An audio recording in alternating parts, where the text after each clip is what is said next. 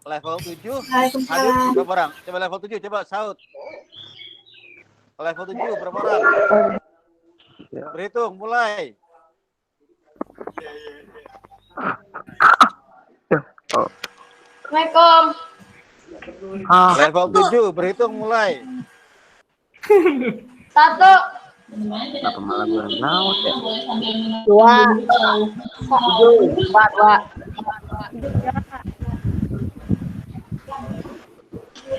Siapkan kata origami selanjutnya ya.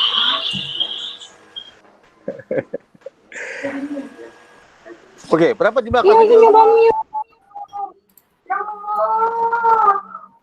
Holy crap. Oke. Baik, adik-adik sekalian.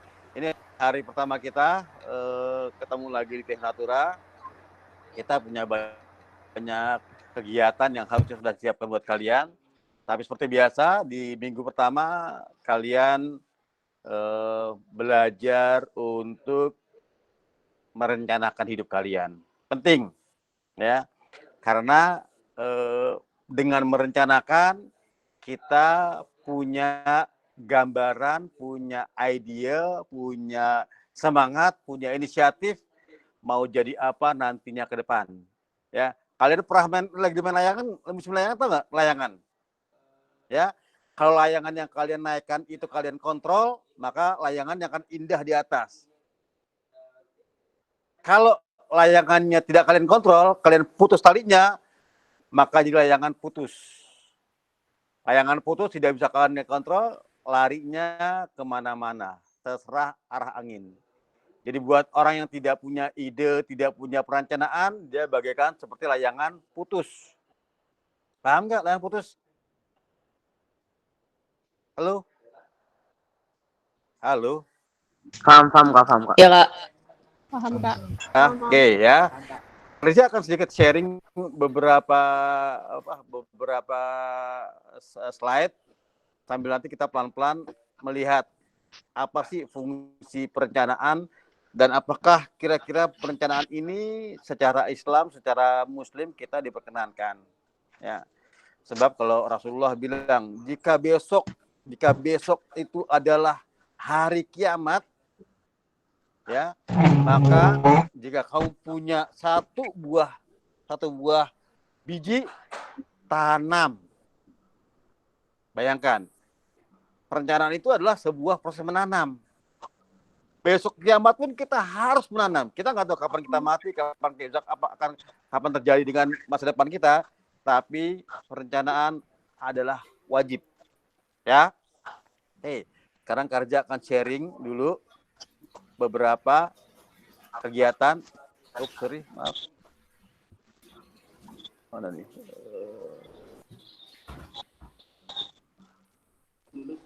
Oke, Karja share dulu ya. Presentasi ya. Ya, Kak.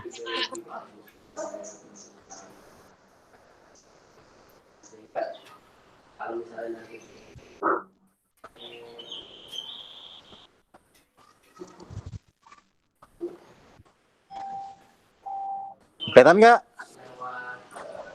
Kelihatan. Oke. Kelihatan.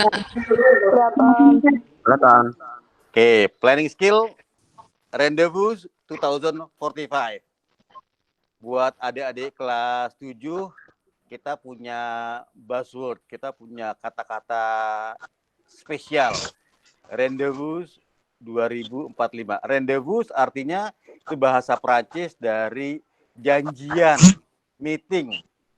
Jadi Karja berharap kalian ini generasi muda, kalau sekarang tahun 2020, 2045, kalian insya Allah kalau diberi umur panjang oleh Allah, kalian akan bertemu lagi di tahun 2045 dan kalianlah yang akan memegang roda pemerintahan di Indonesia saat ini. Saat nanti. Ya, 2045. Oleh karena itu kita perlu merencanakan. Merencanakan tentunya tidak hanya sembarangan merencanakan, tapi ada skillnya. Bagaimana sih cara merencanakan yang baik? Ya, kita akan bicara sedikit ke sana, tapi sebelumnya Karja akan bicara dari sisi fundamental kita sebagai Muslim dulu. Baru nanti kita akan mulai dengan bagaimana merencanakan proses perencanaan yang baik dan benar. Right, kita mulai dengan pengantar. Ya, di sini ada setting of goals, making plan, dan designing strategis untuk meyakinkan bahwa objektifnya tercapai dan semuanya menurut sunnah Rasulullah. Ya. Perencanaan ini layak dan sesuai dengan apa yang diajarkan oleh Al-Quran dan praktek-praktek yang dilakukan oleh Nabi kita. Merencanakan, oleh karena itu, harus menjadi pusat dari kehidupan orang Islam.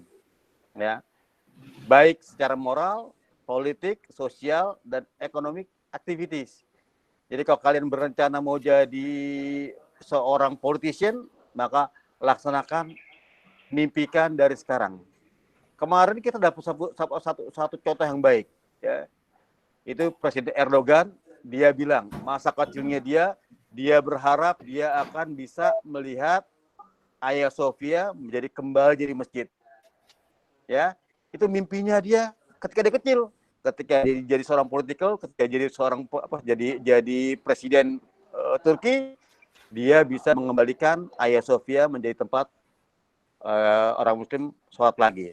Itu adalah sebuah aktivitas mimpi yang dilakukan dan kemudian dilaksanakan secara runut. Ya, right.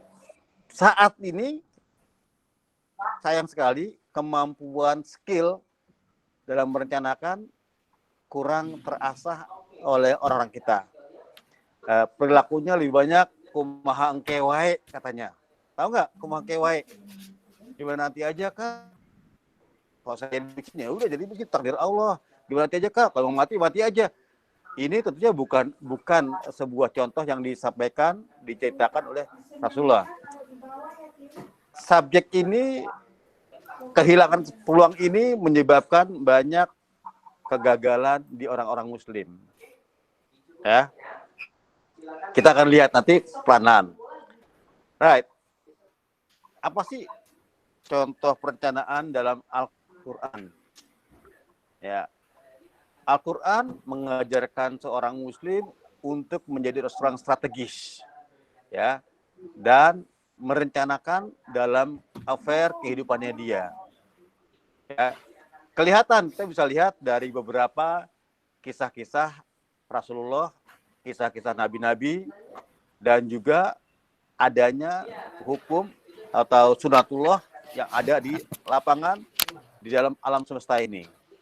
Nah, Al-Quran juga seringkali membanggakan atau memuji orang-orang yang punya pandangan jauh dan visi yang jelas. Ya. Contohnya, ini ketika Nabi Musa pergi ke Mesir untuk mendakwahkan dirinya kepada Farao. Ya, sebelum itu ketika dia diminta oleh Allah datang ke Moses, datang ke Farao, Moses bilang apa? Robik Firli, ya. Qala Robbi ashrah li sadri Rabbi ashrah li sadri wa yassir li amri wa hlul 'uqdatam min lisani yafqahu qawli waj'al li Aruna. Di situ dikatakan bahwa ya Allah, Robik Rahli, lebarkanlah dadaku. Kenapa dadaku lebar? Karena dadanya perlu dipenuhi dengan keimanan, pengetahuan, dan kasih sayang. Ya. Wa yassirli amri, dan mudahkan ya, tugas-tugasnya dimudahkan. Ya. Kemudian dan hilangkanlah, dia punya Nabi Musa itu terkenal tidak pandai bicara, jaga rasi gagap, sehingga dia minta lancarkan bicaraku sehingga orang lain bisa memahami apa yang aku katakan. Selanjutnya dia juga bilang, ya, berikan aku seorang penguat, ya, yaitu Harun. Nah, kalau kita lihat di sini, Nabi Musa sudah mulai merencanakan, memahami permasalahan dia sendiri. Dia tahu kelemahannya dia minta kekuatan dan dia minta penguatan. Ya, pertama dalam 3 hal yang elemen sangat penting dalam perencanaan adalah prepare yourself. Ya, dengan sebuah hati yang luas untuk menerima keimanan dan wisdom. Wisdom itu kebijaksanaan. Ya. Karena tanpa ilmu dan tanpa keimanan, perencanaan akan menjadi bisa kacau atau bisa berantakan atau bisa membuat chaos. Merencanakan sesuatu, misalnya sebagai saintis tanpa keimanan, kalian bisa merencanakan membuat monster-monster yang akan membunuh manusia lagi. Ya, itu adalah sebuah perencanaan yang mungkin terjadi kalau tanpa dibarengi dengan keimanan. Yang kedua, ya, Nabi Musa menyadari bahwa dalam hal merencanakan ada masalah komunikasi yang harus dia deal. Ya, ada masalah komunikasi yang harus dia selesaikan. Karena apa? Karena dia sadar dia bukan pembicara yang baik. Dia agak gagap berbicaranya. Nah, oleh karena itu dia minta bantuan saudaranya Harun untuk berbicara, karena Harun bisa berbicara dengan lebih bagus. Ya. Yang ketiga, dalam elemen perencanaan Nabi Musa adalah logistik dan support. Ingat ya, setiap kita merencanakan, kita tidak merencanakan dalam ruang hampa. Kita tidak berjalan sendirian dengan rencana kita. Kita selalu berjalan dengan orang-orang dan perangkat-perangkat yang digunakan untuk mendukung kita mencapai tujuan kita. Dalam hal ini, perencanaan Nabi Musa melibatkan saudaranya Nabi Harun. Nah, di sini kita memahami bahwa support orang lain itu penting. Ya. Jadi dalam membuat perencanaan jangan lupa bahwa ada orang lain yang akan terlibat membantu kita, atau ada kita membantu orang lain juga. Ya. Kalau kemarin tahun lalu kita tidak pernah dikenalkan dengan membuat visi misi dan juga membantu tim. Tapi kalau kita lihat ke depan tahun 2045, kalian tidak bisa sendirian menjaga negara ini. Kalian harus bekerja sama dengan banyak orang. Oleh karena itu, rencana kalian dibuat sedemikian rupa matching dengan rencana orang lain. Nah, paham nggak? Kalian sendiri tanpa bantuan support orang lain, tanpa bantuan tenaga-tenaga yang lain, pasti akan sulit dalam menciptakan Indonesia yang gemah ripah, lojinawi, beriman, bertakwa, dan segalanya. Sulit. Tapi kalau kalian tahu siapa teman kalian mau jadi apa, kalian bantu. Sebaliknya yang tadi pun akan bantu kalian juga. Ini saling membantu menciptakan visi yang bersama. Vision, togetherness. Ya. Sekarang kita lihat apa sih yang dinamakan Oke, katanya. Right. Terus kemudian kita lihat planning. Apa sih planning? Planning ini sebenarnya secara sederhana berusaha mencari tahu atau membuat kesalahan di dalam kertas. Ya. Kenapa? Kalau salah di kertas, salah di perencanaan, kita hitungan salah, masih belum ada hal yang merugikan kita. Ya. Kalau kalian belum kerja, rencanakan, motong di mana, motong baju misalnya, ya, kesalahannya ada di kertas. Tapi kalau sudah langsung di kainnya dipotong segala macam, kira salah, wah uangnya udah habis banyak buat beli bahannya, ternyata salah desainnya. Jadi perencanaan adalah cara bagaimana mengetahui kesalahan kita di perencanaan paper. Is a charting, sebuah proses, sebuah langkah-langkah untuk mencari tahu bagaimana dari sini ke sana. Ya, misalnya, Karija selalu tanya sama level Alia ketika dia mau gabung di Ternatura. Kalian atau kamu mau jadi apa di Ternatura? Kalau asumsinya Karija ada di sebuah bis stasiun bis, ada orang datang, ya, dia datang ke Karija sebagai direktur di daerah di stasiun tersebut, maka pertama kali kerjanya adalah mau kemana kamu, ya kan? Mau jadi apa kamu? Benar nggak? Nah, kalau jawabannya saya nggak tahu,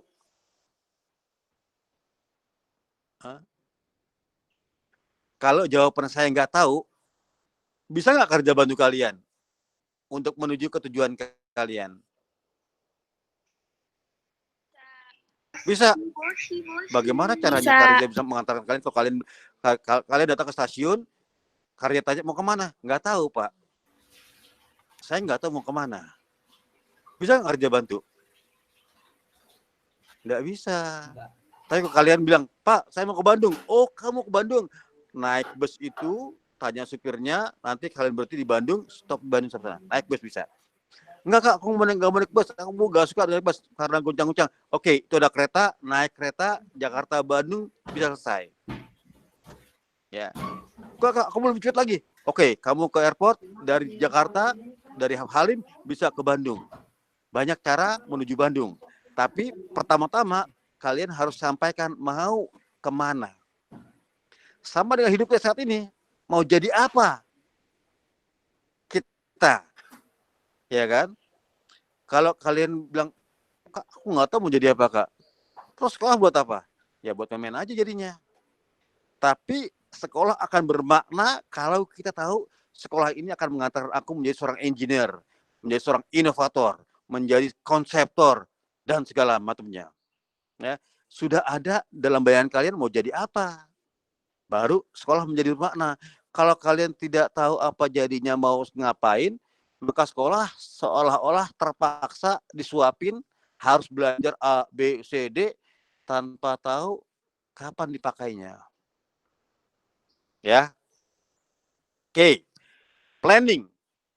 Kalau kita tidak merencanakan mau kemana kita dan bagaimana caranya, kita nggak tahu. Kalau kalian baca bukunya Alice in the Wonderland, ya, ada seekor kucing ditanya, seekor kucing bertanya pada Alice. Pertama Alice bilang sama kucingnya, wahai kucing, bantu aku mau keluar dari sini, ya kan? Terus kucing nanya, Alice, kamu mau kemana? I don't care. As long as I'm go out from here. Oh, kalau begitu caranya, you just walk for certain time, then you will find for sure you'll be somewhere. Bayangkan. Jadi kalau kita nggak tahu kemana kita mau pergi, kemana saja kita melangkah, kita sampai. Tapi apakah itu yang kita inginkan? Jangan-jangan setelah 3 jam jalan malah sampai ke tempat yang lebih gelap, lebih bau, lebih buruk. Nah, untuk itulah kita perlu merencanakan, mengontrol sejauh mana perjalanan kita, ya, agar sampai pada tujuan, maka kita perlu kontrol. Nah, Karija dan Profesor Karija dapat satu kata-kata yang sangat bagus. If we fail to plan, we plan to fail. Kalau kita gagal merencanakan hidup kita, maka kita merencanakan hidup kita untuk gagal. Benar nggak? Kayak layangan putus itu tidak merencanakan apa-apa, dia ke bawah aja, angin nyangkut di pohon lah dia. Sampai digentenglah dia. Ya. Jadi if we fail to plan, we plan to fail. Itu prinsip dasarnya. Ini lihat gambarnya. Kelihatan gambarnya. Kalian bayangkan ada di sebuah bis station, stasiun bis. Ya. Ada orang nanya, ya, mau kemana? Here. Ya. Kalau kamu jawabnya somewhere, maka anywhere you can go there. Ada orang yang akhirnya nabrak ke jalan buntu karena nggak tahu. Ada orang kerjaannya muter ya, kayak perencanaan yang nggak selesai. Ya. Proses ini terjadi di setiap orang. Ada yang worst case-nya lagi adalah dia bukannya maju malah mundur. Tujuan perencanaan adalah go from here to there. Bagaimana caranya? Kalian bisa lihat dari gambar petanya. Kalian bisa jalan dari lurus. Setelah itu, setelah beberapa saat, ya 2 jam, 3 jam, belok kiri, belok kanan lagi, sampailah there. Nah. Oleh karena itu, dalam merencanakan kita perlu proses. Pertama, proses memformulasikan. Formulasi tujuan kita, kejelasan kemana arahnya, langkah-langkah yang jelas, strategi apa mau dipakai. Setelah kita perencanaan, nanti implementasi dilaksanakan, dan kemudian selama perencanaan tersebut, selama pelaksanaan tersebut, ada review, adjustment. Sama seperti kalau kita naik pesawat terbang, pilotnya setiap saat dia akan lihat di panelnya, kecepatannya berapa, arahnya berapa, sesuai nggak dengan arah tujuan yang saat ini ada. Kalau di depan ada awan gelap, dia akan belok sedikit atau turun sedikit atau naik sedikit, tapi setelah selesai dia akan kembali lagi pada target tujuan yang utama. Itu adalah adjustment. Setiap saat dalam hidup kita pasti akan ada menghadapi tribulasi, pasti akan menghadapi tantangan, pasti akan menghadapi halangan. Ya, halangan tidak harus ditabrak, bisa dihindarkan. Ya, penting menghindari halangan. Jangan karena sok jago, sok berani, tahu ada virus COVID, enggak kak, kan masalah takdir, tabrak aja, sakit akhirnya, rugi sendiri kan. Jadi ada halangan, ada tantangan tidak harus kamu hadapi. Tantangan bisa kamu tinggalkan, mencari tempat yang lain lagi. Selama kamu sehat. Nah, dan itu benar ada di dalam tuntunan di Islam. Sahabat ketika ada taun, ada wabah, ya dilarang kita menuju ke sana. Sebaliknya orang yang di sana sedang kena wabah dilarang dia keluar. Berarti apa? Kita berusaha menghindari hal-hal yang buruk terjadi pada kita. Right? Planning sebuah proses. Selalu sequential, selalu berurutan, ada loop di sananya. Ya. Kayak seperti nanti kalian belajar program. Nah, kenapa akhirnya kemampuan planning ini penting buat para programmer? Buat kalian nanti yang mau terlibat di bidang robotik, perlu merencanakan. Kenapa? Karena robot kan bodoh ya. Robotnya nggak bisa apa-apa. Kalian yang merencanakan. Robot, menit sekian kalau jalan sana. Menit sekian kamu jalan. Sampai selesai tugasnya 3 menit pertama selesai. Itu perencanaan. Ya. Kalau kita bisa merencanakan robot untuk jalan sampai sukses, maka pada hal yang sama kita juga harus bisa merencanakan hidup kita dengan perencanaan yang baik. Ya, memformulasikan aktivitas apa yang diperlukan buat kita ke sana. Right? Jadi perencanaan, action, evaluate. Rencanakan, action, evaluasi.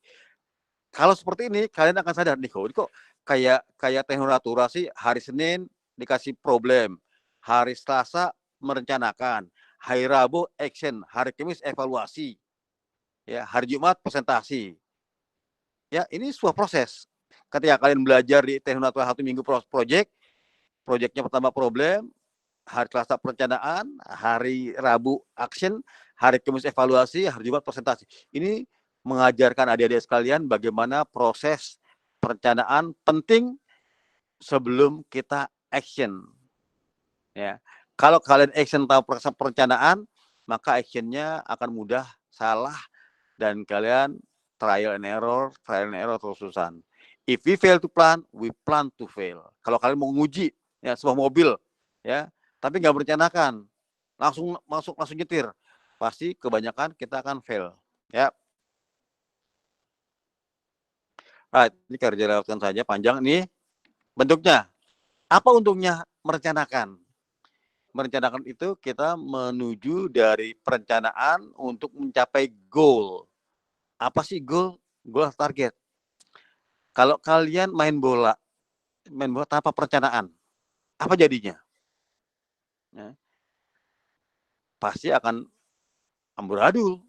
Ya, tiba-tiba kipernya maju ke depan, mau ngegolin sendiri. Ya.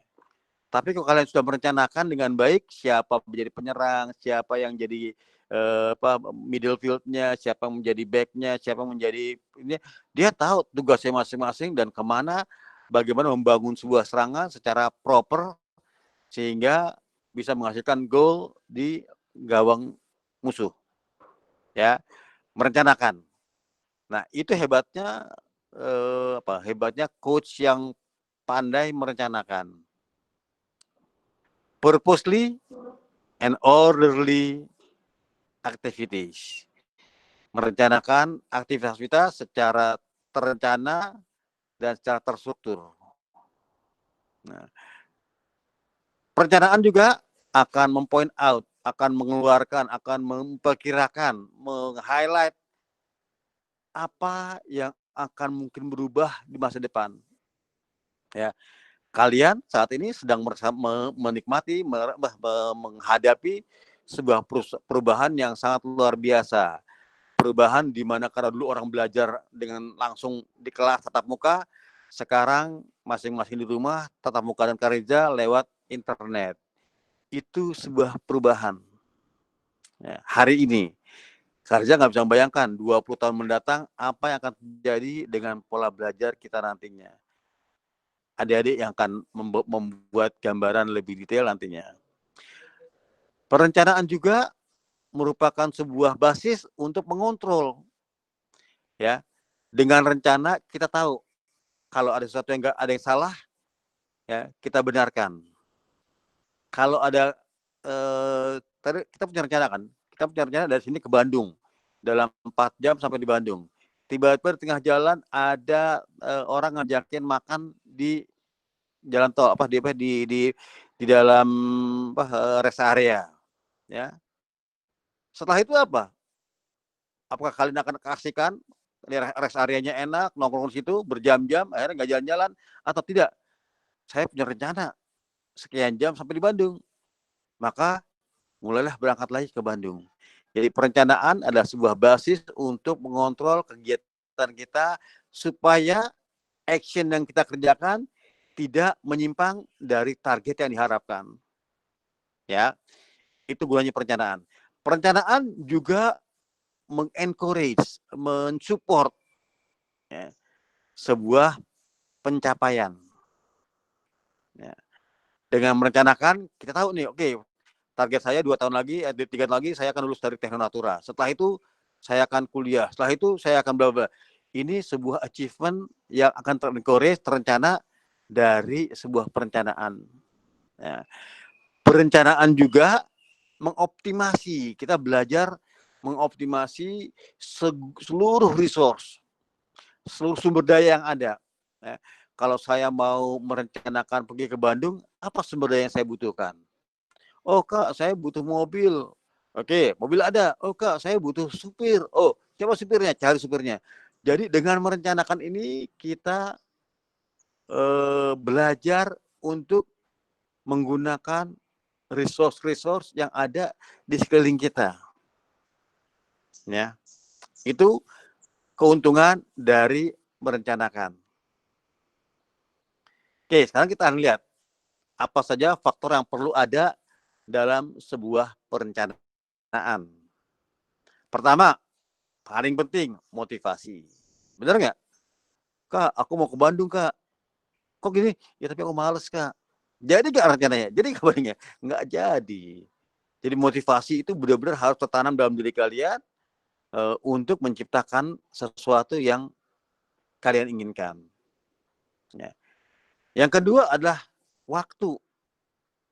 Waktu ini bisa kita bagi-bagi menjadi beberapa panjang. Misalnya tadi, kalau kita bicaranya Rendezvous 2045, kita bicara tahun 2045 ke depan, maka itu sebuah perencanaan yang panjang, 25 tahun mendatang. Ya. Perlu dipilah-pilah 5 tahun, kemudian tahun ini mau ngapain. Itu short range, long term, dan strategic plan. Yang ketiga adalah jurisdiction. Jurisdiction inilah mengacu kepada area yang mau kita capai, area yang kita punya kekuasaan. Ini faktor dalam planning.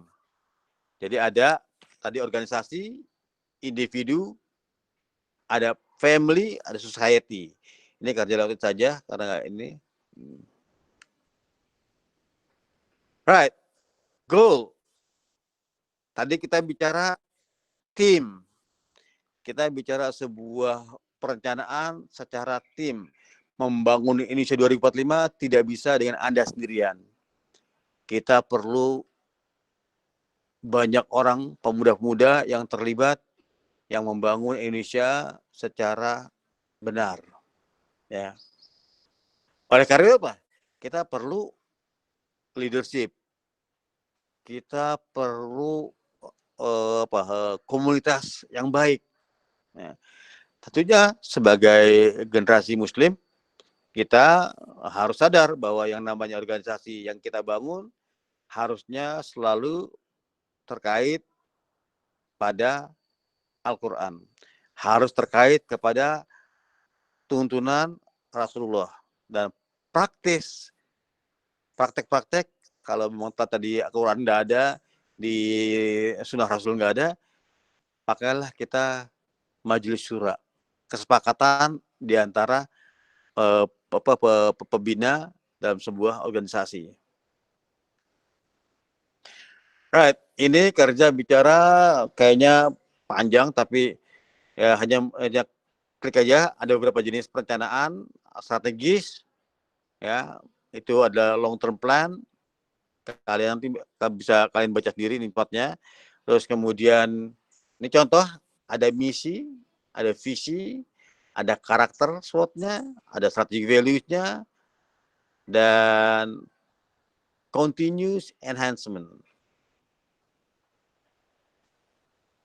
Alright, 2 set faktor dalam strategic plan. Ada uncontrollable factor dan ada controllable factor. Nah, kadang dalam perencanaan kita nggak tahu hal-hal apa yang bakal terjadi yang akan mengganggu perencanaan kita.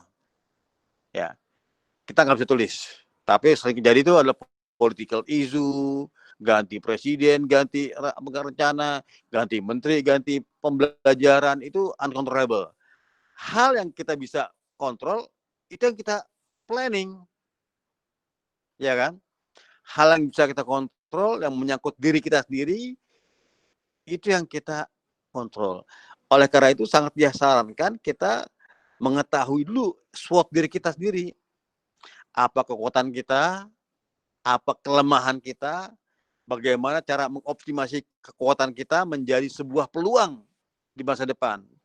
Dan bagaimana memahami kelemahan kita, memproteksi kelemahan kita agar tidak menjadi ancaman atau menjadi lemah ketika ancaman dari luar datang.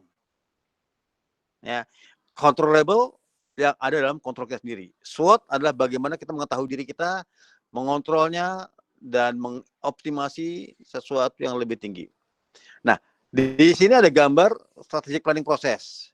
Dari vision dan mission, analisis situasi, goal, objektif, strategi, dan action planning. Jadi visi dan misi jauh ke depan, diperlukan sebuah situasi kira-kira bagaimana sih Indonesia tahun 2045 skenarionya. Apakah Indonesia 2045 menjadi negara maju atau negara terbawah di dunia? Apakah Indonesia merupakan sebuah negara yang penuh dengan teknologi tinggi atau kebalikannya menjadi negara yang hanya menadahkan tangannya kepada orang lain? Itu adalah bagian dari kita membaca situasi apa yang akan terjadi. Setelah itu kita bikin goalnya. Dalam goal kita distribusikan objektif sedikit-sedikitnya. Dan kita buat strategi mencapai objektif dan goal tadi, dan itu kemudian dibuatlah action plan yang kita laksanakan tahun ini. Ya, ini konteks. Oke. Ya, kajian lewat jadi. Right, sampai di sini. Ya. Harus di-manage berdasarkan objektif. Ya, MBO targetnya punya perencanaan. Now, how, when, where, whom. Di mana kita di tahun 2045? How, bagaimana kita menuju ke sana? Ya. Dengan siapa kita berada di sana? Ya, kapannya 2045. Ya, Karja Pan berharap nanti ketika kalian buat sebuah mapping hidup kalian, kasih gambaran. Now, saat ini 2020, where tahun 2045, di mana kita 2045, dengan siapa, ya, bagaimana kalian mencapai tahun 2045 tersebut, ya, itu merupakan gambaran yang perlu diceritakan di dalam paper kalian. Ini 4 step, Karja lepaskan, kalian bisa baca sendiri, nanti Karja sharing filenya.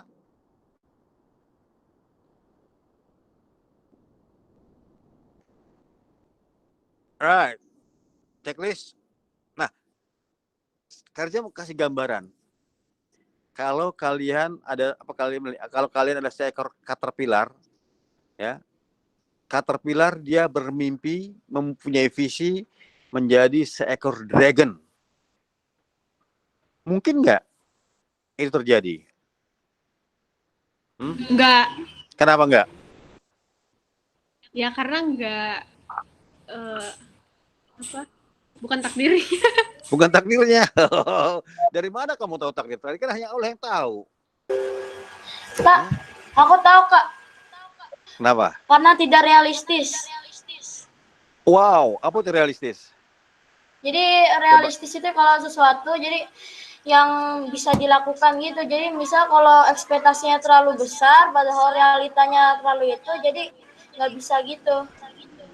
Berarti Gitu. nggak realistis, ya. Nggak realistis. Oke, sekarang Karja tanya, siapa yang pernah melihat dragon? Ada? Enggak. Bukan saya. Enggak. Bukan Ada saya. nggak yang pernah melihat dragon makan apa, tidur di mana gitu? Ada nggak? Enggak. Enggak, belum pernah. Enggak. Ya. Enggak. Dragon hanya hidup di cerita-cerita legenda. Dragon hanya hidup di film-film. Ya. Jadi bagaimana mungkin kita menjadi sesuatu yang hanya legenda, sesuatu yang nggak real. Tadi benar, sesuatu yang tidak ada di dalam bumi ini. Ya. Jadi seekor caterpillar bermimpi jadi seorang dragon, bagaikan seorang manusia bermimpi menjadi menjadi Superman. Ya, bisa terbang, punya matanya laser gitu. Itu semua legenda, fiksi. Ya, nggak mungkin. Oke, good. Karena dragon pernah ada. Dragon hanya mythic creature. Kalau tiba-tiba dia berubah, oke, kalau dragon nggak bisa, saya mau jadi, misalnya caterpillar berubah menjadi seekor burung, bisa nggak? Enggak mungkin. Nggak bisa. Tapi burung real kan? Yes. Burung real kan? Iya, asli. Nah, burung itu real, tapi ada unachievable. Ya. sebuah misi harus achievable. Sebuah vision harus achievable. Belum ada saat ini kita mendengar seekor ulet-ulet, uget-uget, caterpillar berubah menjadi seekor burung yang terbang bernyanyi indah setiap pagi. Nggak ada. Oke, uget-uget yang di bawah tanah ini sekarang berharap dia bisa terbang. Bisa nggak dia bermimpi menjadi sesuatu yang bisa terbang? Bisa. Kupu-kupu. Jadi apa? Butterfly, Yeah. butterfly. Good. Caterpillar mampu menjadi kupu-kupu yang indah. Itu visi. Jadi visi kupu-kupu, visi caterpillar menjadi kupu-kupu. Ketika dia punya visi, maka apa yang dikerjakan oleh caterpillar? Dia makan sebanyak-banyaknya. Dia makan daun-daun banyak benar sampai perutnya kemencang segala macam. Setelah itu apa? Dia bungkus dirinya dalam kokon dan kemudian dia akan bertahan seminggu, 2 minggu, 3 minggu, 4 minggu. Tiba-tiba dia berubah menjadi seekor caterpillar, seekor kupu-kupu butterfly. Ya. Jadi apa? Caterpillar ini tahu dia bisa menjadi seekor kupu-kupu. Tapi dia nggak akan jadi kupu-kupu kalau dia nggak makan. Dia nggak akan jadi kupu-kupu kalau tidak dia memukus dirinya dalam sebuah kokon. Ya. Hal yang sama dengan kalian. Kalian tahu mau jadi tahun 2005 jadi apa yang reasonable? Kalau kalian tidak mulai sekarang, makan yang banyak, jaga kesehatan, jaga otak kalian, ya, maka misi atau visi yang kalian buat tidak mungkin atau akan terkendala. Right, itu visi. Seekor ugot-ugot menjadi burung, menjadi naga tidak mungkin. Seekor ugot-ugot caterpillar mampu menjadi seekor kupu-kupu. Visinya. Apa misinya kira-kira? Ada yang tahu nggak? Apa misinya kupu-kupu? Ya? Terbang. Pasti terbang. Apa? Hold on. Misi apa misi? Misi kupu-kupu apa? Bentar, Apa? Bentar, visi atau misi, Kak? Makan Misi, nektar. Misi. Apa? Makan nektar. Menjadi Makan nektar. Good, lagi. Ya, itu dia. Apa lagi? Apa fungsi kupu-kupu di dalam alam semesta ini? Beranak. Hah? untuk apa namanya perkembangan ini bukan sih? Apa buat tanaman bukan sih?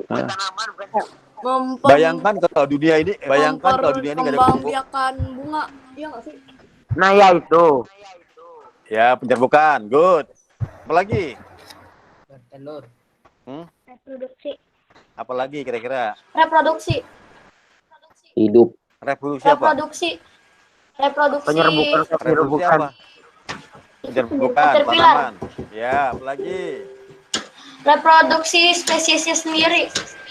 Betul, good. Ya, jadi masing-masing hewan dia punya misi dalam hidup ini, dalam alam ini. Kupu-kupu misinya adalah menjadi penyerbukan pembuahan pada bunga-bunga.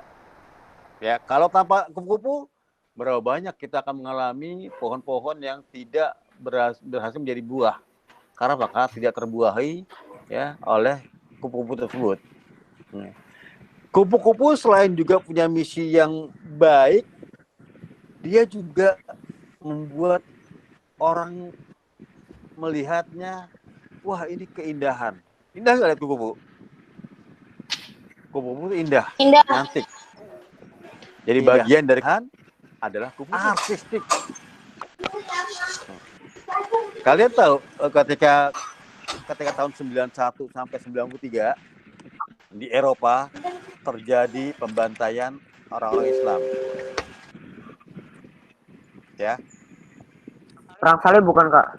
Bukan, itu yang perangnya di Bosnia, Kosovo, ya. Bosnia-Herzegovina.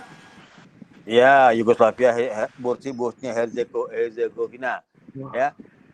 Itu dari satu negara, satu pemimpinnya banyak membunuh orang Muslim, kemudian sama dia langsung dikubur, dibuat dalam kuburan massal, ya, dikubur massal. Setelah selesai perang, semua orang mencari-cari di mana kuburan massalnya. Tahu nggak kalian apa yang terjadi? Nggak ada yang tahu bagaimana cara mencari kuburan massalnya. Tapi tiba-tiba ada seorang melihat, kok ada kupu-kupu biru, blue butterfly. Ya, blue butterfly kok banyak tiba-tiba nih. Dan blue butterfly ini sangat spesifik, dia hanya makan daun-daunan yang pada sebuah tanaman khusus juga.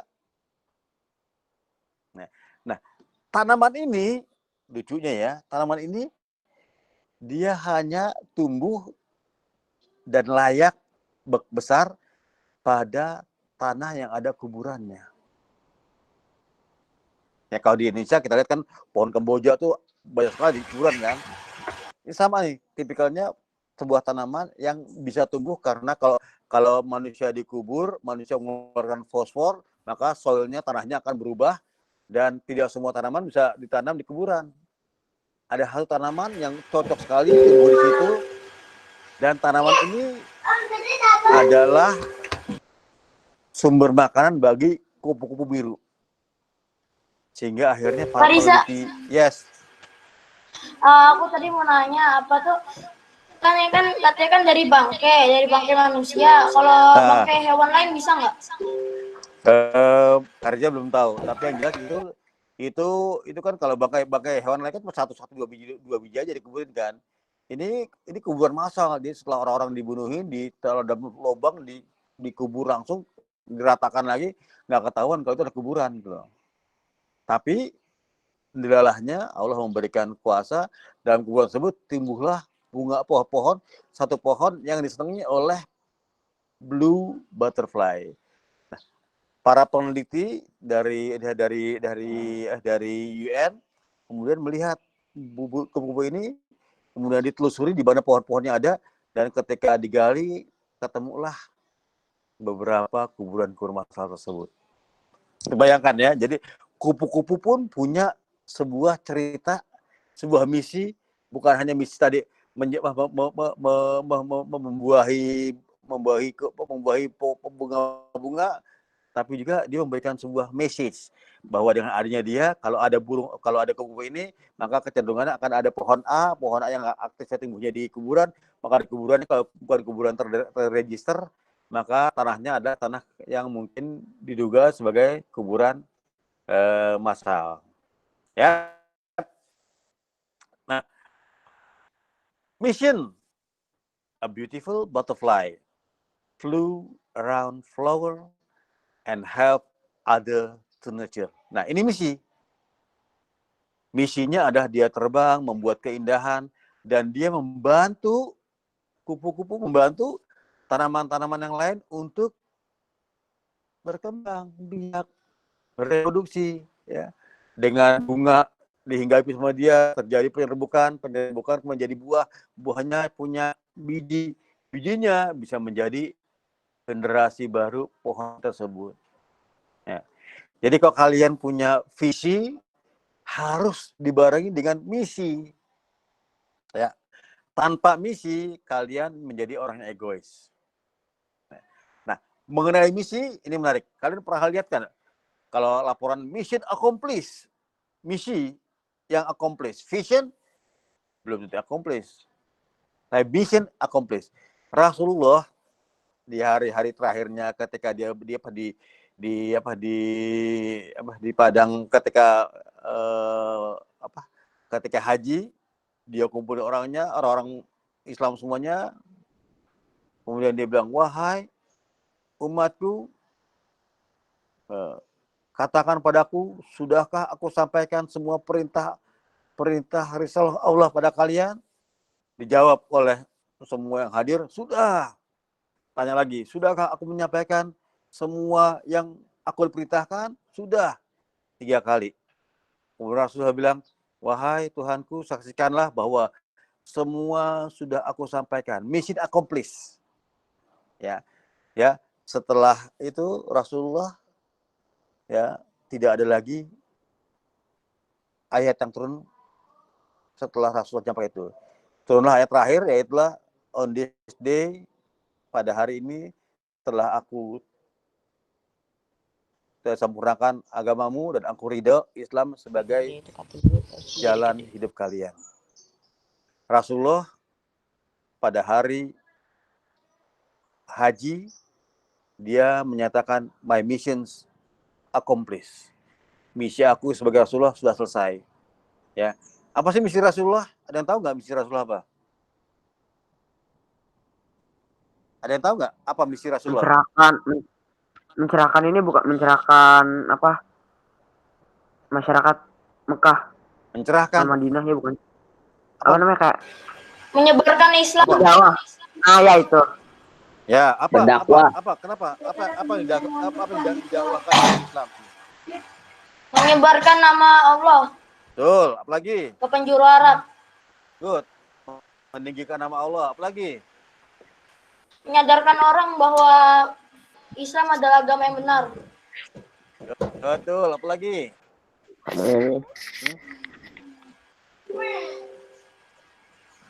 Ya.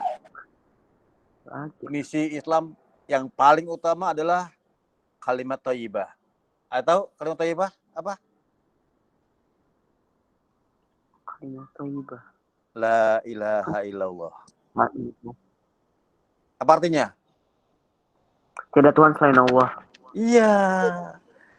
Itu misi Rasulullah membawa kepada orang-orang jauh, orang-orang Quraisy itu tak ada Tuhan lain selain Allah. Ya, kemana-mana Rasulullah gitu. Kalau Rasulullah tidak pernah berdakwah, aku sebagai anak Tuhan. Pernah nggak Rasulullah bilang gitu? Tidak pernah. Rasulullah tidak pernah bilang, mari kita sembah Lata, Uzza. Hari Senin kita sembah Lata, hari Selasa kita sembah Uzza. Tidak pernah. Rasulullah mengatakan, la ilaha illallah. Hanya satu Allah. Tak ada Tuhan lain. Ya. Kalau kita paham satu Tuhan, maka semua penghambaan kita, misi kita menyampaikan kepada apa kata Allah. Al-Quran mengatakan, tidaklah aku ciptakan manusia dan jin kecuali untuk apa? Untuk berdoa kepada aku. Ya, menyembahku. Ya, di dalam Al-Quran mengatakan, tidaklah aku ciptakan jinni wal inzi illa liya'budu, kecuali untuk beribadah kepadaku, menyembah kepadaku. Jadi misi kita dunia ini ya, kalau tidak ada halangan, kita harus yakin bahwa misi kita dunia adalah menyembah kepada Allah. 2045 kita bikin negara yang juga harus menyembah kepada Allah. Ya kan? Kita nggak ingin negara kita menjadi negara yang tidak mempunyai sama sekali rasa takut pada Allah. Nah, ada nggak orang gitu? Banyak orang-orang, kalau kalian ke Inggris, ke Amerika, banyak orang ateis, orang yang tidak percaya dengan Tuhan. Sehingga apa? Sikap hidup mereka ya masa bodoh. Pokoknya hari ini saya hidup, saya setelah mati saya nggak tahu jadi apa. Tapi jelas hari ini saya hidup. Jadi pesta pora segala macam, tidak pernah tahu apa yang terjadi masa depan nanti. Ya, right. Itu bagian pertama. Kita mau break dulu. Halo. Boleh, Kak. Break Iya, dulu, Kak, iya, Kak. Oke, Kak. 5 minute break dulu. Sekarang jam 11.05. Kita lanjut lagi jam 11.10 ya. Oke, Kak. Oke. Oke, kita ambil minuman boleh? Kita ngumpul lagi sini. 5 minute break ya. Riza, Ajit, ya. Siap. 5 minute ya. Max Jules. Apa? Keluar nggak, Kak? Keluar dari video call atau enggak? nggak usah. Nggak usah kalian keluar. Max Jules. Makanan dulu boleh. Ini aja. Pokoknya kita off dulu 5 menitan, nanti kita lanjut lagi ya. Oke, Kak. Karena juga kan minum juga. Oke. Oke, sip. Terima kasih. Minum dulu. Iya, udah. Iya. Jangan lupa Jangan lupa minum gak? Iya. Ternyata oke nih. Kalau pagi, nah kita Alhamdulillah. lihat nanti siang. Nanti siang biasanya. Kita lihat nanti siang. Drop dia. Kalau itu Drop ya? Pagi-pagi yang mantap nih. Hah? Semua. Semua berarti. on ya? Alhamdulillah.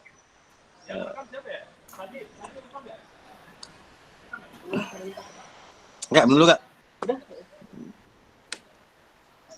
Ayo siapa yang rekam ya? Tadi Ane udah ngerekam kelas. Rekam. Nggak tahu. Alhamdulillah. Ya, oke. Wah, gede banget buat filenya. 4 jam. Nah. Cuma ratusan mega. Tapi kalau yang Zoom memang kecil, Kak. Ya, itu kecil. Kompresinya kecil itu. Tapi jelas. Kompresinya kecil tapi jelas. Tapi ada tulisannya di meeting ini direkam. Bukan Kak Ari yang tadi ngerekam? Aku kira hostnya ngerekam. Hah? Begitu mau ketika kita mau join ada tulisannya dan di meeting. Iya, recording. Tadi Kak Ari ngerekam deh. Recording. Hah? Aku juga ngeliat recordingnya. Kak Ari yang recording. Bisa. Bisa rekam, tapi nanti hasil rekamannya kalau nggak salah masuk ke admin. Ya. Nah, kalau Zoom kita bisa tahu apa yang ada di filenya situ, rekamannya. Gitu. Kalau lagi bikin email dulu, Ya. Apa kita bikin gini? Yang sana. Boleh. Dia langsung ke siap. Aku setuju. Itu aku kan panjang tuh. Aku bikin tiga kelas. Oh, bikin 3 ruangan.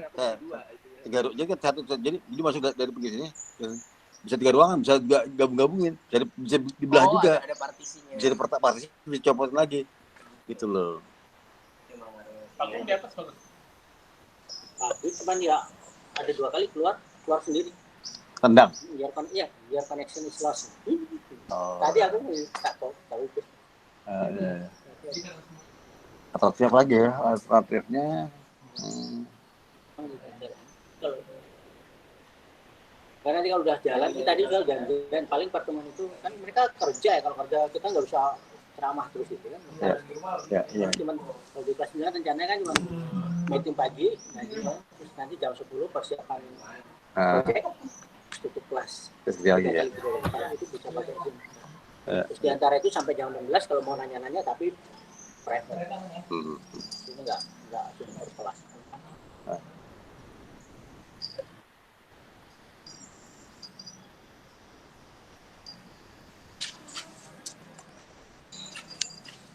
Ini tetap ada ya? Jack audio ada. Kirain kayak itu. Kayak yang HP iPhone. yang terbaru juga kan.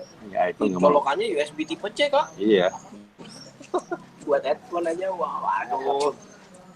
Ini bisnisnya Apple adalah gini bagian ini. Dia siapa keluar. Benar sih, maju bagus kualitasnya. Iya. Nah, itu berubah.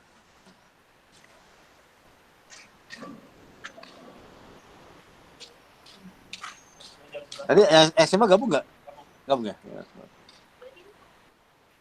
Ini sampai jam berapa sih? Pas setengah jam sih aku mau sekarang mau.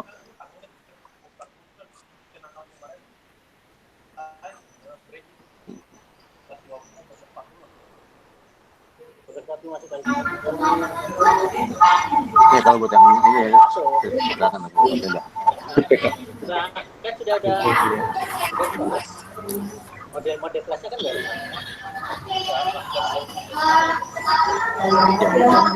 Jamnya.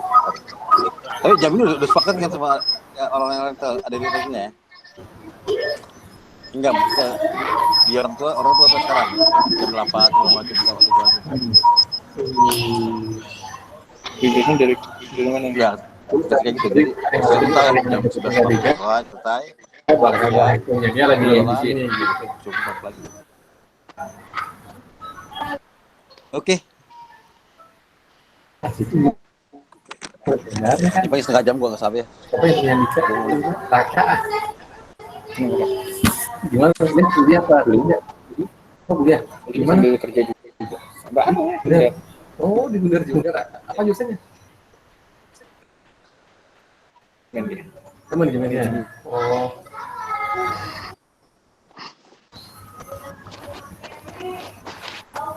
Oke, assalamualaikum warahmatullahi wabarakatuh lagi. Udah balik lagi ke Pul? Siap. Halo, assalamualaikum. Waalaikumsalam. Waalaikumsalam. Oke, udah lihat? Sekarang kita mulai dengan target kita bagaimana merencanakan selama seminggu ini. Tadi kerja cerita filosofi bagaimana perencanaan. Sekarang kita akan masuk dalam proses perencanaan minggu ini.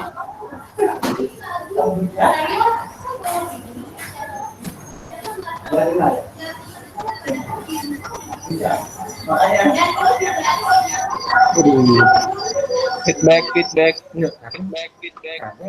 Harus dari Karisa, bagus. Oke, ya. Kita mulai. Karena sakit. Kita mulai ini Karisa. Ya udah. Oh, udah mulai kos. Oh, mulai kapan? Kemarin Sabtu. Kos malah sakit. Oke. Oh, udah mulai. Kita mulai lagi ya. Ngomong dia. Ini udah mulai, sekarang masih di tempat Iya, Kak. Oke ya. Kita mulai dengan mungkin 20 menit. Dia pakai handphone juga. Pakai handphone juga di rumahnya. Jadi dia deketin. Iya, halo. Terus Saja. sumber Kayak tabrakan suaranya. terus Aduh. Halo. Oke, kerja. Oke, sip, clear ya. Baik, kita lanjutkan. Kita akan melakukan planning skill. Minggu ini objektifnya adalah mengetahui, mendefinisikan visi dan misi. Tadi kita sudah bicara mengenai kupu-kupu, visinya apa, misinya apa. Dan apa bedanya misi dengan visi. Jadi, Karisa harapkan ketika kalian buat perencanaan, kalian tahu apa visi dan apa misi kalian. Oke. Nanti kita akan kenalan dengan akronim SMART. Ya. Apa sih SMART itu? Dan bagaimana kita bisa membuat sebuah target atau goal yang punya nuansa SMART. Baik, kita masuk lagi. Setiap bisnis leader pasti membuat visi. Ya. Bayangkan di tahun 1928 ya, para pemuda-pemuda ngumpul, mereka membicarakan negara Indonesia. Tahun 28 Indonesia lahir tahun 1945. 20 tahun kurang mereka sudah merencanakan visi Indonesia. Ya. Itu gambaran kasar. Semakin jelas visi yang kalian buat, semakin mudah untuk melaksanakan, mencapai visi tersebut. Right? Jadi kalau kita gambarkan, vision adalah what do you want to be in the future with set of environment in the future. Jadi apa saya di tahun 2045 dan situasi bagaimana di tahun 2045 itu akan terjadi.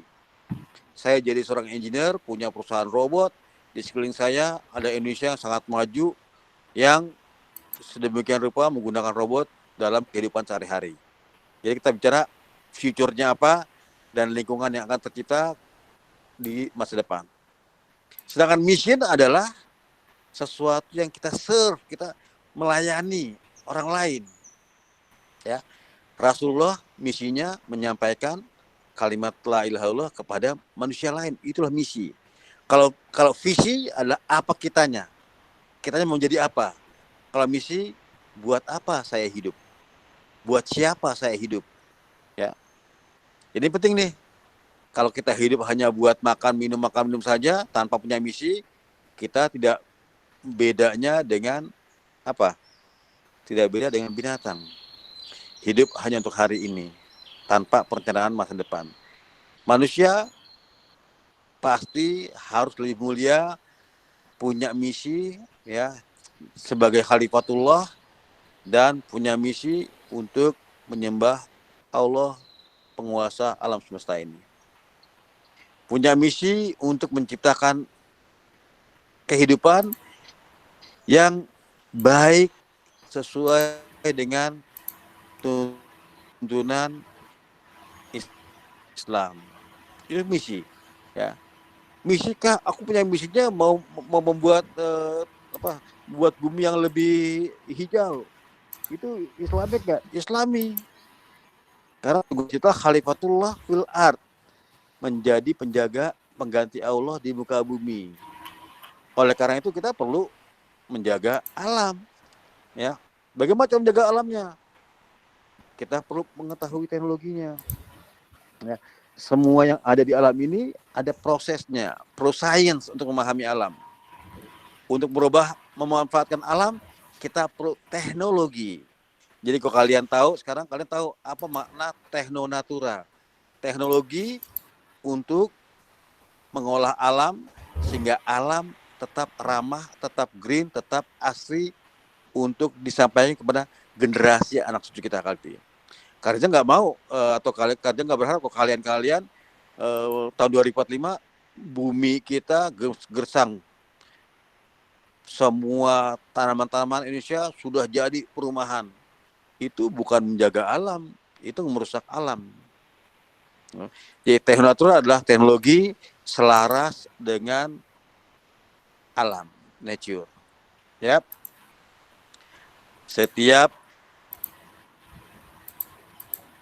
Setiap kita oleh karena itu perlu menentukan misi kita. Apa sih? Kenapa sih kita ada di muka bumi ini? Ya. Apa sih yang harus kita buat sehingga kita sesuai dengan misi kita? Apakah kita hanya datang, lahir, makan, tidur, BAB, makan, tidur, BAB, udah selesai, mati tanpa ada pertanggungjawaban, atau ada misi pada kita yang akan ditanyakan. Misi kamu menyembah pada Allah, kamu lakukan kerja, ada pertanyaan yang akan dipertanggungjawabkan pada kita. Nah, dalam mengerjakan misi kita punya core values. Apa sih core values? Core values adalah nilai-nilai yang kita percaya di dalamnya. Ya, kita percaya bahwa Islam membawa kebaikan. Islam adalah agama yang peace, yang damai. Kepasrahan utama ada pada Islam. Islam mengajarkan bahwa hanya Allah yang patut disembah. Tidak ada lagi penghambaan selain Allah.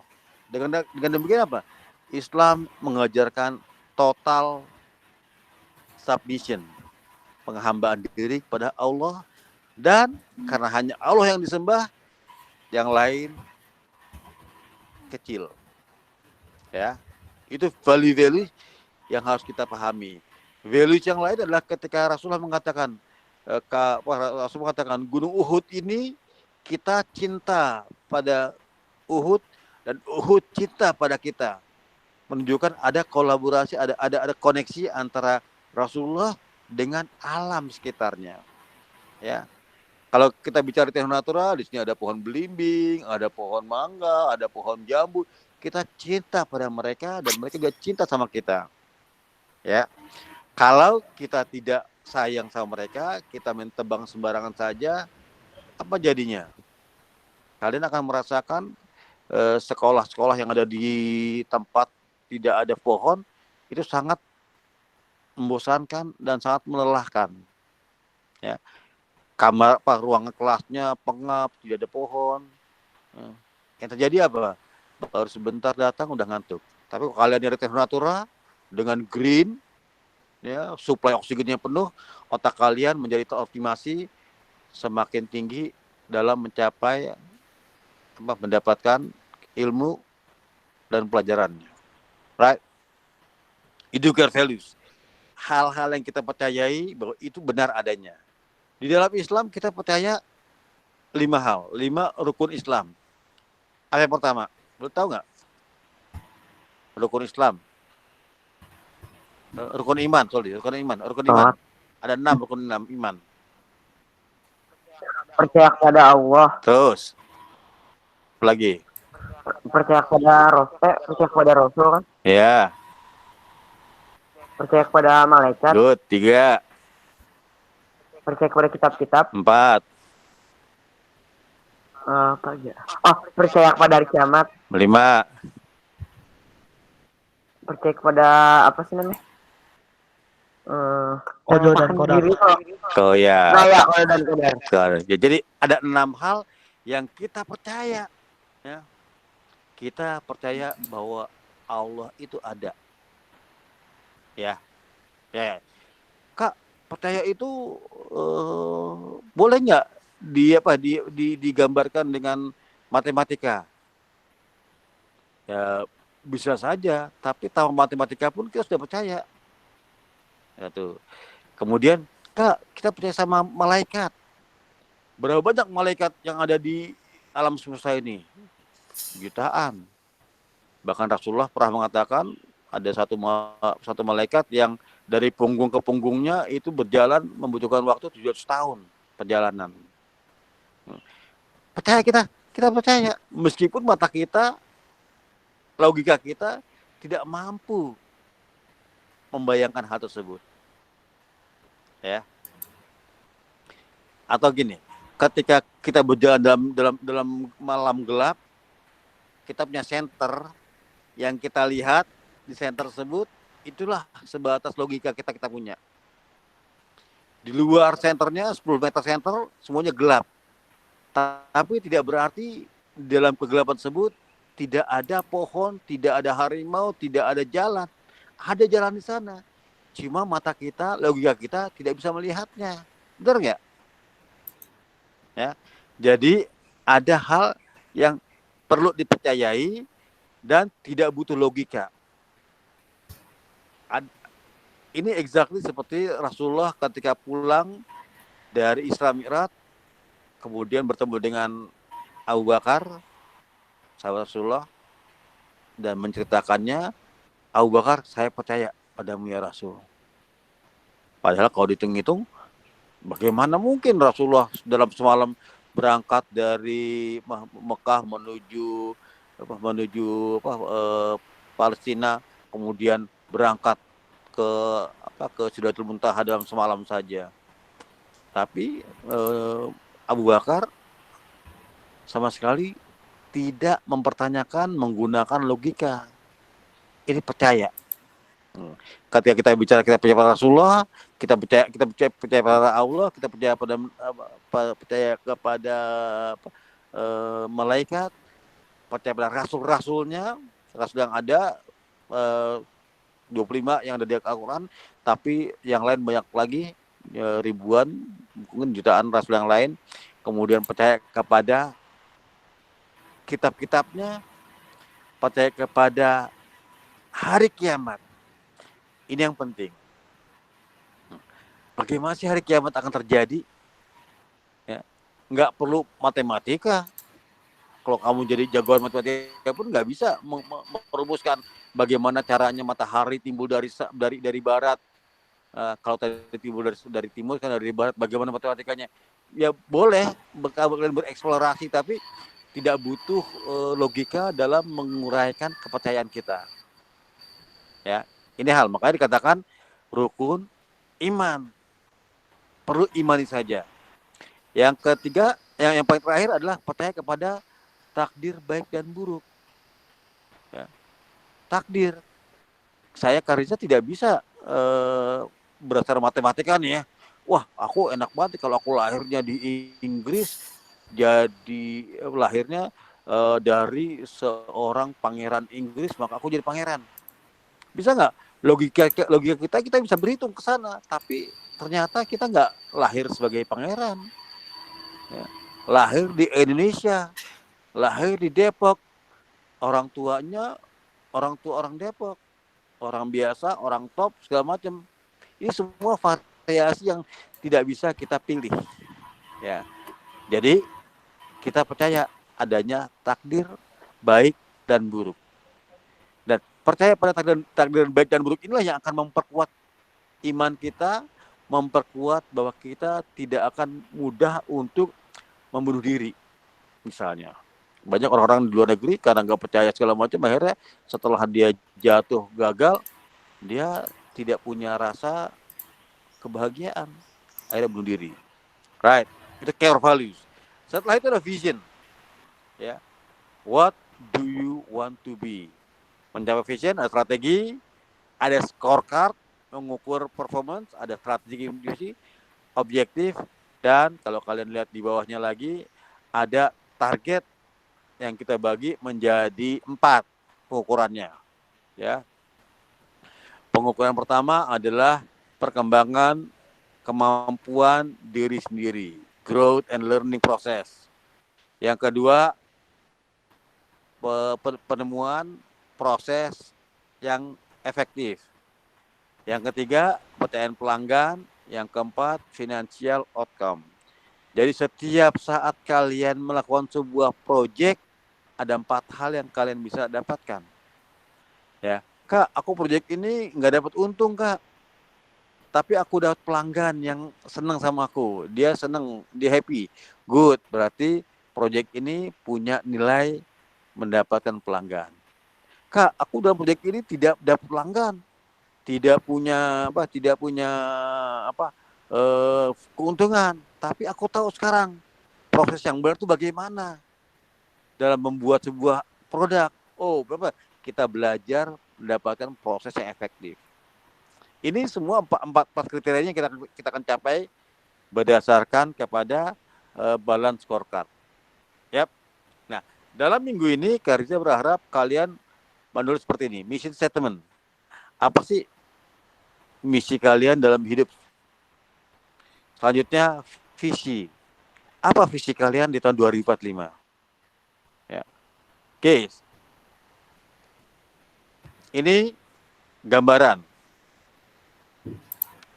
profil diri saya di tahun 2045 sebagai seorang inovator. Misalnya, saya punya kemampuan essential skill, jago teamwork, mampu memecahkan masalah, memiliki interpersonal skill yang bagus, mampu berkomunikasi, kreatif, punya kepemimpinan, mampu membuat goal setting yang bagus, menulis dengan benar, efektif dalam organisasi, menguasai komputasi, reading, dan segala. Silakan, ini tugas kalian dalam minggu ini adalah definisikan.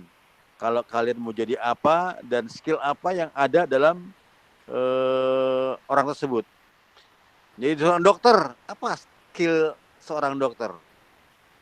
Apakah seorang dokter perlu teamwork? Perlu. Ketika membedah, dia perlu teamwork. Apakah seorang dokter perlu creative thinking? Perlu. Dan seterusnya. Ya, kalian coba jabarkan apa mana yang harus ada, mana yang perlu ada, dan mana harapannya ada. Oke. Kita juga belajar bahwa dalam perencanaan ini semuanya terkait dengan sebuah logika sebab akibat. Ya. Kita tadi percaya takdir baik dan buruk, tapi kita juga percaya bahwa Allah tidak akan merubah nasib sebuah kaum kalau kaum tersebut tidak berusaha untuk merubah nasibnya, benar kan? Jadi ada sebab akibat nih. Sebuah kaum akan sukses kalau dia bekerja keras. Tapi kalau kaumnya diam saja, Allah nggak akan merubah kaum tersebut. Ada sebab, ada akibat, ada action, ada reaction. Nah, di sini target adalah sebuah faktor yang dependen. Kalian menjadi engineer, itulah faktor yang dependen. Apa yang menyebabkan sukses menjadi seorang engineer? Itulah independent faktor. Ada yang controllable, ada yang incontrollable. Ada yang bisa dikontrol, ada yang bisa tidak. Ya. Jadi faktor-faktor ini ya harus kita mulai catat. X1, X2, X3, mencapai X1, X3. Jadi sampai ke atas, tree of success. Kalau saya sukses ini, maka saya bisa naik. Kalau saya SMA, SMP harus sukses, macam lulus SMA harus sukses, kuliah sukses.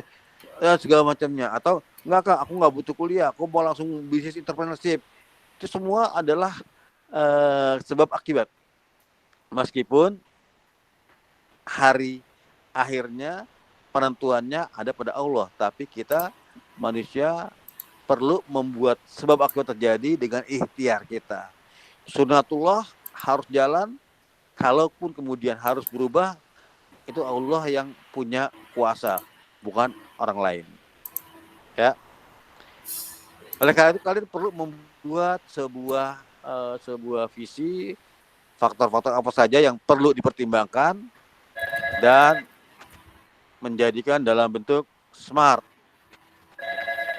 SMART adalah spesifik, M-nya measurable, A-nya achievable, R-nya relevan, dan T-nya time bound. Ya. Dari SMART kalian bisa terapkan apakah ketika uget-uget kelinci caterpillar ini menjadi seekor kupu-kupu, dia spesifik, ya bisa diukur, ya achievable, ya relevan, ya time bound, pasti ada waktunya. Jadi tercapai. Kalau tadi visinya dia menjadi seekor naga, spesifiknya measurable nggak?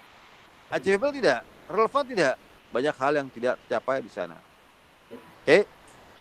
Jadi ini ada 5 faktor yang di luar perusahaan membuat kesuksesan dalam perusahaan tersebut. Pertama, timing, waktu. Mengelola waktu secara baik, secara benar, maka insya Allah sukses akan tercapai. Kemudian eksekusi. Ya, perencanaan adalah bagian awal, eksekusi adalah bagian juga berat. Kemudian idenya apa sih? Apa dasar pemikiran utamanya? Kak, aku mau jadi seorang bisnismen. Kak, aku mau jadi seorang YouTuber. Idenya apa? Ya. Bisa nggak kita membuat sebuah bisnis model yang layak ada di sana? Kemudian yang terakhir yang ada orang paling besar adalah masalah dada. Kak, aku orang miskin Kak, aku nggak mungkin jadi seorang presiden, aku nggak mungkin jadi seorang engineer. Kenapa? Nggak ada hubungannya antara miskin dengan engineer. Ya. Ada halangan, iya, tapi itu halangan yang bisa dihadapi dan diselesaikan dengan baik. Baik. Selanjutnya, tugas kalian adalah mendefinisikan kekuatan kalian apa dan bagaimana kekuatan tersebut bisa merubah menjadi peluang bisnis yang baik, peluang masa depan yang baik, peluang kegiatan yang jauh lebih bagus. Dan juga kalian perlu mengatasi, memperlihatkan, mengukur di mana kelemahan-kelemahan kita dan mereduce kelemahan tersebut sehingga tidak berubah menjadi sebuah ancaman yang akan merusak rencana kita di tahun 2045. Yep. Oke, ini ada profile, proses.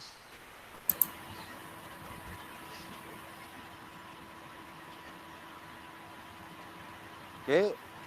Jadi setelah itu kalian perlu merencanakan standar, level, target apa yang kita mau capai. Di sini ada area, objektif satunya apa, inisiatif apa yang kita kerjakan untuk mencapai objektif tersebut. Ya, kalian bisa buat dalam bentuk 5 tahunan, ini 5 tahunan.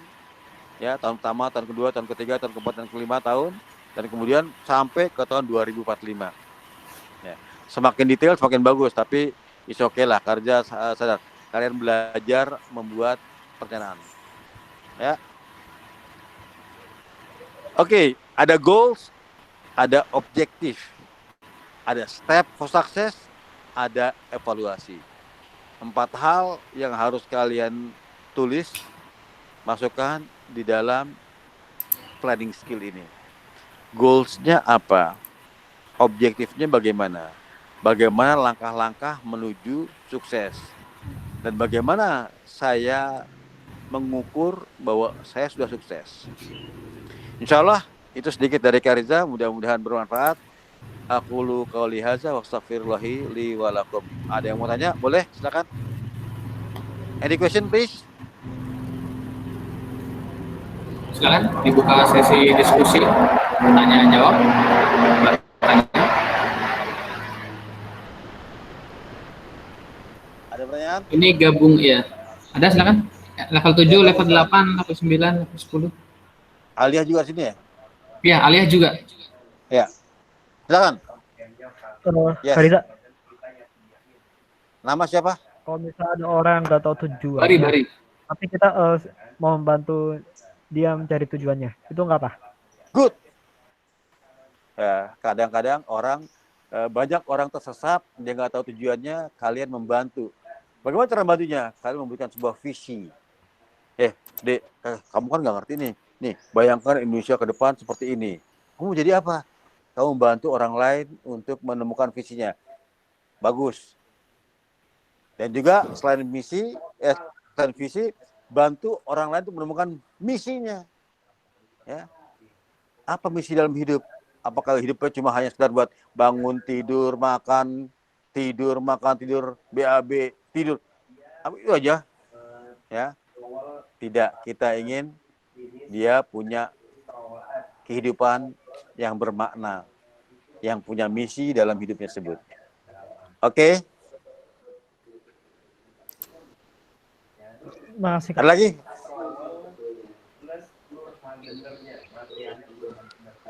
Siapa question? Bisa bikin perencanaan tahun 2045? Bisa. Allah. Ya. Insya Allah.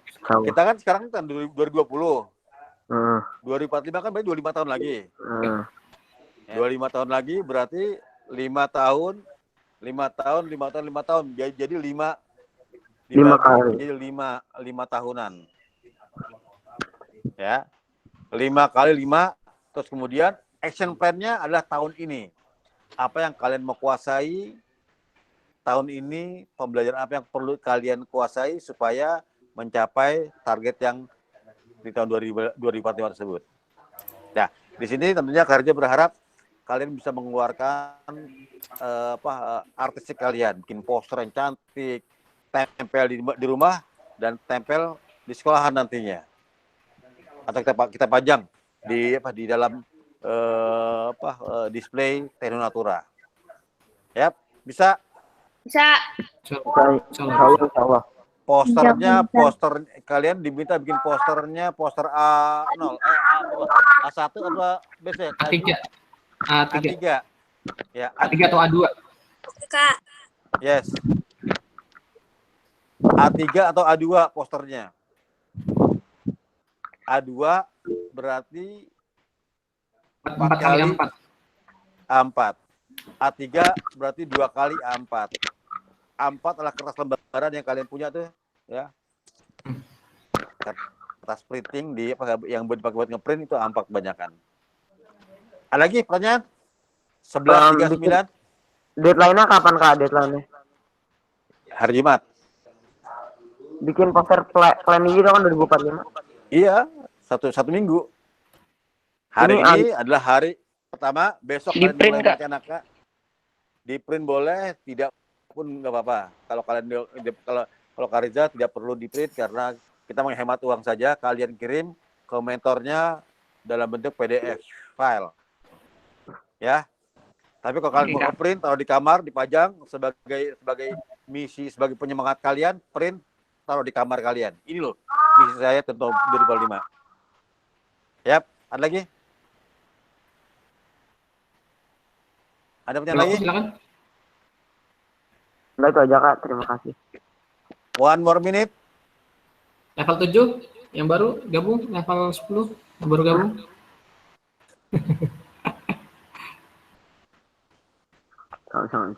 Bisa. Oke, good. Kalau gitu, Kak Riza doakan semoga betah di Tekno Natura buat yang baru dan buat yang lama.